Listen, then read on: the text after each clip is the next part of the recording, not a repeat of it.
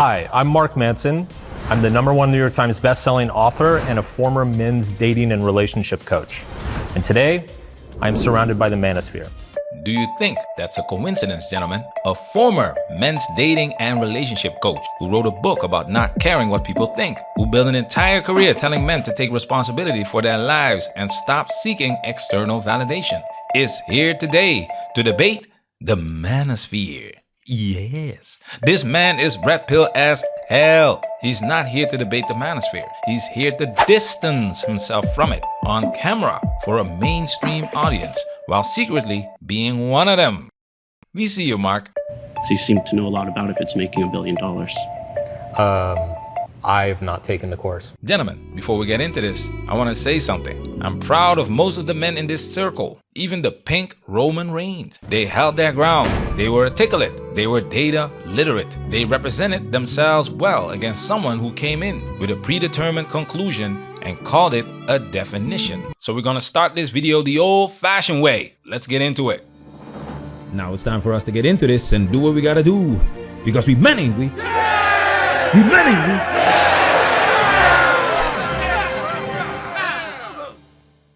My first surrounded claim is that the Manosphere is a billion-dollar business that profits off keeping men angry and insecure. The foolishness. This is Louis Theroux saying the headquarters of the Manosphere is Miami in that goofy Netflix documentary. And so I'd come to its spiritual home, Miami. We'll come back to that documentary. For now, 16 million copies of The Subtle Art of Not Giving a F. His number, his podcast, his brag. If keeping men insecure is a business model when they do it, what exactly is it when Mark does it? So I think it's important to ask first, what do you mean by the Manosphere? Gentlemen, write this down. Every time someone attacks the Manosphere, ask them that. 90% have never defined it. They are attacking a vibe, not a category. Watch what Manson does with it. I would say it is the subculture of men's dating and life advice that is particularly identifiable by its sexist and traditional beliefs. There you go. He didn't define the Manosphere, he convicted it. He built the conclusion into the definition. If the Manosphere is defined as sexist, then by definition, no one in it can be not sexist. And anyone who isn't sexist is automatically excluded from the category. That's not a definition. That's a trap. And Jake walked him right into it. Like, that's not a productive... So how do you define it? I think the Manosphere are people who focus heavily on men's issues and are trying to instruct men on how to lead better lives, who are trying to fulfill a role that maybe a father should have or maybe can't because of a variety of societal environments. And they might do that well, they might do that poorly. And I think the discussion is about how well the sort of figures that are gaining popularity are doing that. Right. And maybe some of them might be sexist and some of them might be telling true things. And there's kind of a variety of mixed bags on this. But before I move on, does that seem like a reasonable starting point for what the Manosphere is? That would be a broader definition than I would give to it. Well, you defined it as sexist, and so obviously much broader. This is pure gold. Jake correctly identifies the no true Scotsman fallacy and offers a broader, more accurate definition. People who focus on men's issues and try to instruct men on how to lead better lives, filling a role a father should have or maybe can't. Some do it well, some do it poorly. Jake just gave a better definition of the Manosphere in 30 seconds than Mark Manson could produce after an entire career covering men's issues. Think about that. The man he came to debate just showed him how to accurately describe the thing he came to debate. And Manson's response? That would be a broader definition than I would give to it. Of course it is, Mark. Your definition was designed to exclude everyone who could argue back. I would say what has become popularized as the Manosphere, and maybe my reading is off on this, but it's stuff like the Tate brothers, Myron Gaines, Harrison Sullivan, all the guys featured in the recent documentary that came out, like that kind of brand and flavor of men's advice. There it is. He says the guys featured in the recent documentary. He names the source material. That documentary is Louis Theroux, Inside the Manosphere, and Netflix's own official synopsis for it, not our words, theirs, describes it as covering the extreme end of Manosphere. but at its edges is a community of more extreme content creators. It was this world and its motivations I was most intrigued by. Their words, their framing, their casting choices. So Mark walks into this debate and builds his entire opening definition of an entire category of men off a documentary that his own distributor admits was cast to find the extreme end. That's not research. That's outsourcing your definition to the most cherry-picked footage available and calling it a category. And I'll say this too. So back when I was in this industry, and I was giving men advice professionally, there was a pretty clear delineation between the guys who were just genuinely like, hey, let me help you try to get a date. You know, like, let me help you try to make. It's tough out there. Yeah, like help you get a raise at work, right? Yeah, and there Go was to a the whole gym, get stronger, there was be a more whole confident. subculture of men who really very much define their message around anti-feminism. Women are ruining culture and society. Mark said this himself. There was already a clear delineation. Different guys, different messages, coexisting in the same space. Back when Mark was still actively coaching men. His own words, 2008 to 2013. That's not a footnote. That's the whole claim falling apart in one sentence. The Manosphere didn't get invented the day Andrew Tate went viral. It's been a wide, uneven, genuinely mixed bag space for close to 2 decades. What changed isn't the content. What changed is who's making the most noise. Controversial influencers of the so-called Manosphere, Andrew and Tristan Tate, were arrested in Miami this weekend on additional and sex trafficking charges in the UK. Manosphere influencers Andrew and Tristan Tate arrested by U.S. Marshals in Florida. The extradition of Andrew and Tristan Tate, the prominent influencers in the so-called Manosphere, were arrested by federal marshals in Miami. That's headline number who knows how many for this man. Every time Tate makes noise like that, the entire conversation collapses back onto him. And every other guy in this space, coaching, writing, building actual businesses, helping men with actual problems, disappears from the story completely. Mark's claim was never really about the Manosphere. It was about the loudest guy in it. And the loudest guy in it just gave the algorithm another reason to make sure nobody talks about anyone else. Feminism is ruining culture and society. That doesn't mean all women are, but it does mean feminism is. And I think it's an issue to conflate the idea of like, oh, women, like women, versus the philosophy of feminism. Because you could have male feminists who I think are often more destructive for culture than female feminists are. And you could have women who are not feminists. And so on both ends, I think that's a conflation not to make. Okay. He is cooking.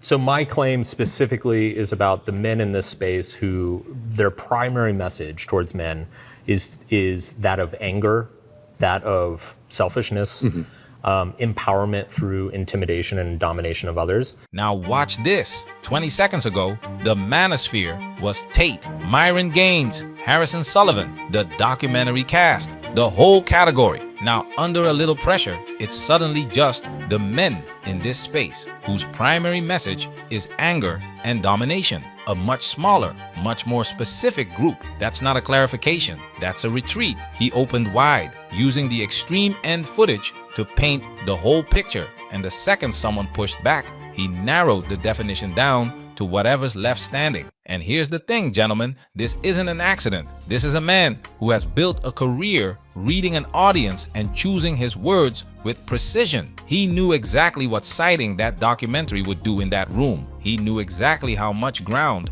primary message of anger and domination would quietly give back once the extreme framing had already done its job. That's not a bad debate performance. That's a good one for the wrong argument. I think there's a lot of different things there. I think there are a lot of things that you should be angry about. But that doesn't mean that you should be a victim.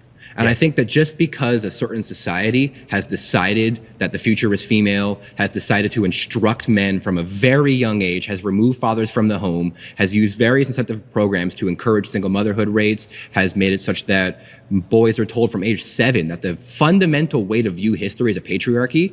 And because other men used to be bad, which I think is even debatable a claim on its own, that you therefore are bad as well. And I think that there's a lot of things that you should be angry about. And if you have a young boy who's going through that, if you have have gone through that. These are things you should be angry about. That doesn't mean you should be selfish. Right. And I think the good Manosphere figures, I mean, you named a couple of them, whether they're good or bad, I don't want to mention the personal lives of those people, but the message of like, shut up, go to the gym. I'm sorry your life is hard. And Right. you should be angry about that and you should fight back, but you need to channel that into, talking to that pretty girl anyway. Yeah. And being strong anyway. There's the advice, and then there's the packaging, right? Yes. What you just said, right? Get your life together, go to the gym, take care of yourself, like work Amen. on Yes, yourself, sir. right? Like these are all great things.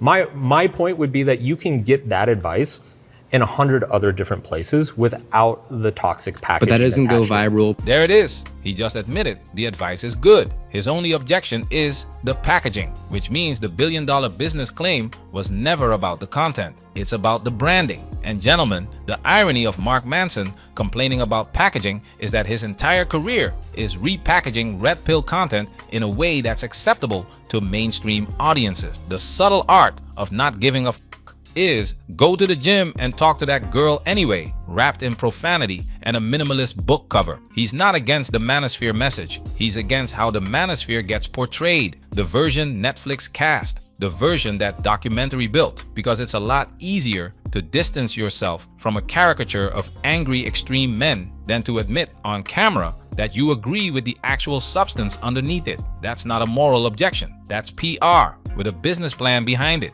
Distance himself from the caricature publicly. Protect the brand privately. Two birds. But that doesn't go viral. People don't see it. The media Totally. suppresses it. The environment, if you want to get the message out, you have to go extreme. And I wish we didn't have that. And if we want to talk about how we should restructure the systems of YouTube and everything, that would be great. And I think we're trying to do that now, trying to get this out. Jake's right about the algorithm. But here's what Manson's missing. The packaging doesn't go viral because men prefer toxicity. It goes viral because the pain it's speaking to is real. And Manson's stuck offering one path in: his book, his brand, his voice. The Manosphere doesn't have that problem. It's decentralized. A guy can walk in through a fitness account, a podcast, a single clip that happens to say the one thing he needed to hear that week. Different authors, different creators, different topics, different reasons for different guys. That's not a bug. That's the entire market Manson's been ignoring. Okay. Is it more you just don't like the person that's giving the course? Well, You that's- don't like their that is- ideology, but that if is- they're that giving is- something that's critical for that men is to tr- learn and make money, you just don't like the vessel it's coming from. That is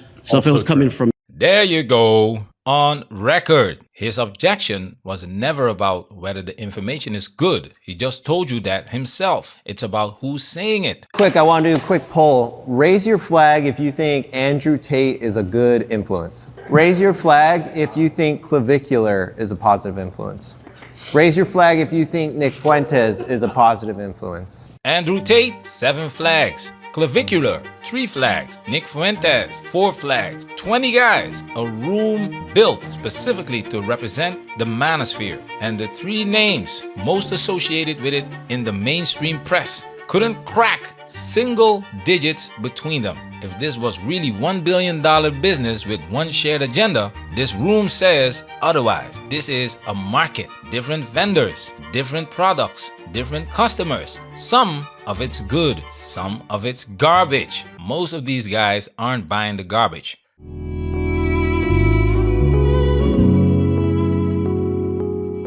So let's actually answer Mark's claim. Is the Manosphere a business? Sure, some of it. Andrew Tate's course is a business. Is it one business? No, it's a market.